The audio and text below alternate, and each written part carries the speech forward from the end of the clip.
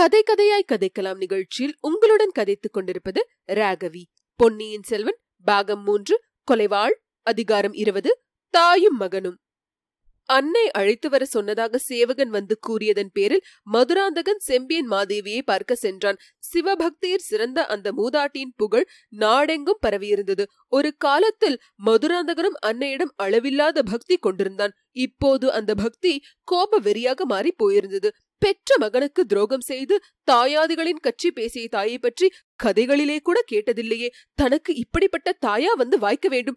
இதை நினைக்க நினைக்க அவன் உள்ளத்திலிருந்த அன்பு அத்தனையும் துவேஷமாக மாறி நாளடைவில் கொழுந்துவிட்டு வளர்ந்தது. அபூர்வமான சாந்தம் குடிக்கொண்ட அன்னையின் முகத்தை பார்த்ததும் கொஞ்சம் அவனுடைய கோபம் தணிந்தது.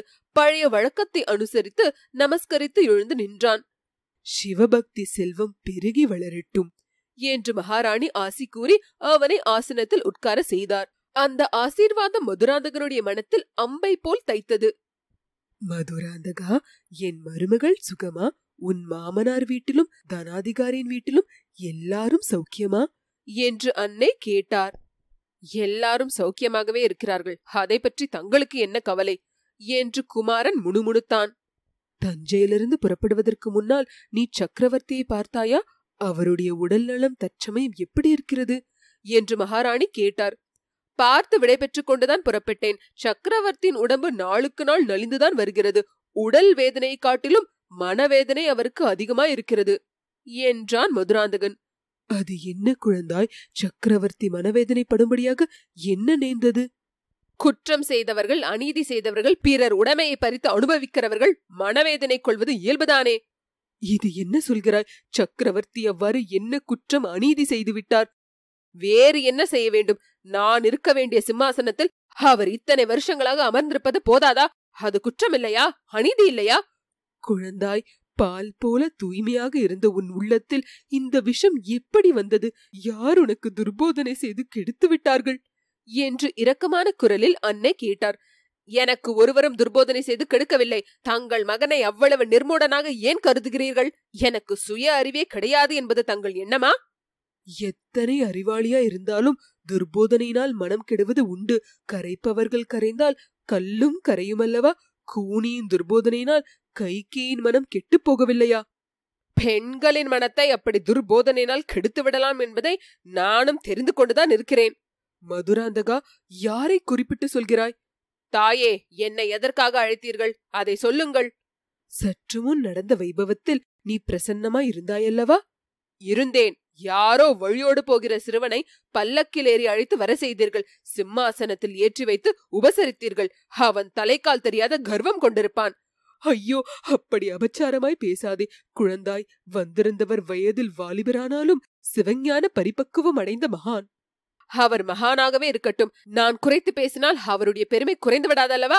அந்த மகானுக்கு தாங்கள் ராஜரீக மரியாதைகள் செய்ததையும் நான் ஆட்சேபிக்கவில்லை. என்னை எதற்காக அழைத்தீர்கள் என்று சொல்லுங்கள்.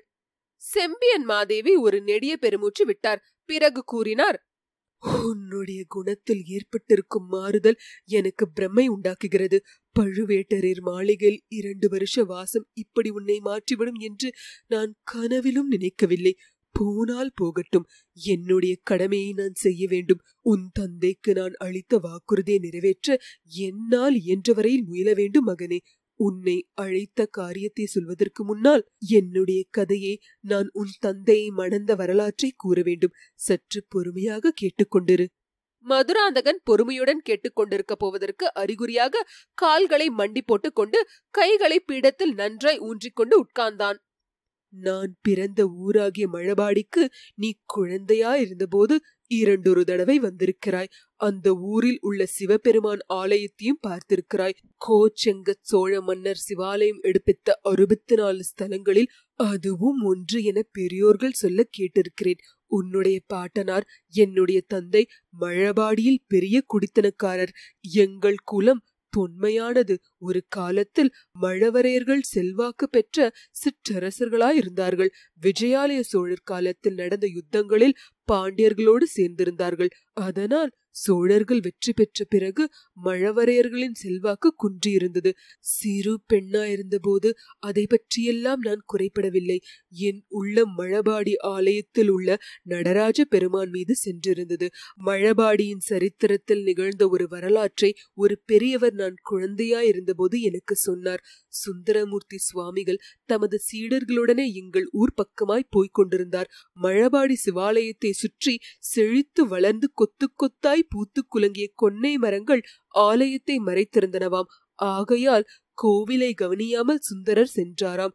சுந்தரம், என்னை மறந்தாயோ என்ற குரல் அவர் காதில் கேட்டதாம். சுந்தரர் சுற்றும் முற்றும் பார்த்து, யாராவது ஏதேனும் சொன்னீர்களா என்று கேட்டாராம். சீடர்கள் இல்லை என்றார்களாம். தங்கள் காதில் குரல் எதுவும் கேட்கவில்லை என்றும் சொன்னார்களாம். சுந்தரர் உடனே அருகில் ஏதாவது ஆலயம் மறைந்திருக்கிறதா என்று விசாரித்தாராம்.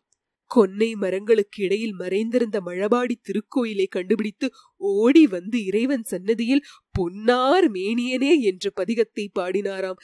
இந்த வரலாற்றை கேட்டது முதற்கொண்டு, மண்ணே மாமணியே மழபாடியுள் மாணிக்கமே, அன்னே உன்னை எல்லாம் இனி யாரை நினைக்கேனே என்ற வரிகள் என் மனத்தில் பதிந்து விட்டன. கோவிலுக்கு அடிக்கடி போவேன். நடராஜமூர்த்தியின் முன்னால் நின்று அந்த வரிகளை ஓயாது சொல்லுவேன். நாள் ஆக ஆக என் உள்ளத்தில் மழபாடி இறைவர் குடிக்கொண்டு விட்டார். சிவபெருமானையே நான் மணந்து கொள்ளப் போவதாக மனக்கோட்டை கட்டினேன். என்னை நான் உமையாகவும் பார்வதியாகவும் தாட்சாயணியாகவும் எண்ணிக்கொள்வேன். அவர்கள் சிவபெருமானை பதியாக அடைவதற்கு தவம் செய்வது போல் நானும் கண்ணை மூடிக்கொண்டு தவம் செய்வேன். யாராவது என் கல்யாணத்தை பற்றி பேச்சு எடுத்தால் வெறுப்பு அடைவேன். இவ்விதம் என் குழந்தை பருவம் சென்றது. மங்கை பருவத்தை அடைந்த போது என் உள்ளம் சிவபெருமானுடைய பக்தியில் முன்னைவிட அதிகமாக ஈடுபட்டது. வீட்டாரும் ஊராரும் என்னை பிச்சி என்று சொல்ல ஆரம்பித்தார்கள். அதையெல்லாம் நான் பொருட்படுத்தவே இல்லை. வீட்டில் உண்டு உறங்கிய நேரம் போக மிச்ச பொழுதையெல்லாம் கோயிலிலேயே கழித்தேன். பூஜைக்குரிய மலர்களை பறித்து விதம் விதமான மாலைகளை தொடுத்து நடராஜ பெருமானுக்கு அணிய செய்து பார்த்து மகிழ்வேன். நெடுநேரம் கண்ணை மூடிக்கொண்டு தியானத்தில் ஆழ்ந்திருப்பேன். இவ்விதம் ஒரு நாள் கண்ணை மூடிக்கொண்டு மனத்தில் இறைவனையே தியானித்துக் கொண்டிருந்த போது திடீரென்று கலகலவென்று சத்தம் கேட்டு கண் விழித்து பார்த்தேன். என் எதிரே 500 பேர் நின்று கொண்டிருந்தார்கள். அவர்களில் முன்னால் நின்ற ஒருவர் மீதுதான் என் கண்களும் கருத்தும் சென்றன. நான் மனத்தில் தியானித்துக் கொண்டிருந்த சிவபெருமான் தாமே தம் பரிவாரங்களுடன் என்னை ஆட்கொள்ள வந்துவிட்டார் என்று எண்ணிக்கொண்டேன். எழுந்து நின்று தலைகுனிந்து வணங்கி நின்றேன். என் கண்களிலிருந்து தாரை தாரையாக கண்ணீர் பொழிந்தது. இதை அவர் கவனித்திருக்க வேண்டும். இந்த பெண் யார்? இவள் ஏன் கண்ணீர் விட்டு அழுகிறாள் என்று ஒரு குரல் கேட்டது. அதற்கு என் தந்தையின் குரல், இவள் என் மகள். பிஞ்சிலே பழுத்தவளைப் போல் இவளுக்கு இப்போது சிவபக்தி வந்துவிட்டது. ஓயாமல் இப்படி கோயிலில் வந்து உட்கார்ந்து கண்ணை மூடிக்கொண்டு தியானம் செய்வதும் பதிகம் பாடுவதும் கண்ணீர் விடுவதுமாயிருக்கிறாள் என்று கூறிய மறுமொழி என் காதில் விழுந்தது. மறுபடி நான் நிமிர்ந்து பார்த்தபோது முன்னால் நின்றவர் சிவபெருமான் இல்லை என்றும் யாரோ அரச குலத்தவர் என்றும் தெரிந்து கொண்டேன். எனக்கு அவமானம் தாங்கவில்லை. அங்கிருந்து ஒரே ஓட்டமாக ஓடிப்போய் வீட்டை அடைந்தேன். ஆனால் என்னை ஆட்கொண்டவர் என்னை விடவில்லை. என் தந்தையுடன் எங்கள் வீட்டுக்கே வந்துவிட்டார். மகனே, அவர்தான் என் கணவரும் உன் அருமை தந்தையுமாகிய கண்டராதித்த தேவர். இவ்விதம் கூறிவிட்டு பெரிய மகாராணி சிறிது நிறுத்தினார். பழைய நினைவுகள் அவருடைய கண்களில் மீண்டும் கண்ணீர் துளிகளாக வருவித்தன. கண்ணை துடைத்துக் கொண்டு மறுபடியும் கூறினார். பிறகு உன் தந்தையை பற்றி விவரங்களை தெரிந்து கொண்டேன். அவர் சிறிது காலத்துக்கு முன்புதான் சோழ நாட்டின் சிம்மாசனத்தில் அமர்ந்தார். அது முதல் பற்பல சிவஸ்தலங்களுக்கு சென்று ஆலய தரிசனம் செய்து வந்தார். அவருக்கு பிராயம் அப்போது 40 இருந்தது. இளம் வயதில் அவர் மணந்து கொண்டிருந்த மாதரசி காலமாகி விட்டார். மறுபடி கல்யாணம் செய்து கொள்ளும் எண்ணமே அவருக்கு இருக்கவில்லை. மீண்டும் மனம் புரிந்து கொள்வதில்லை என்று விரதம் பூண்டிருந்தார். ஆனால் அவருடைய புனித உள்ளம் இந்த பேதையை கண்டதனால் சலனமடைந்தது.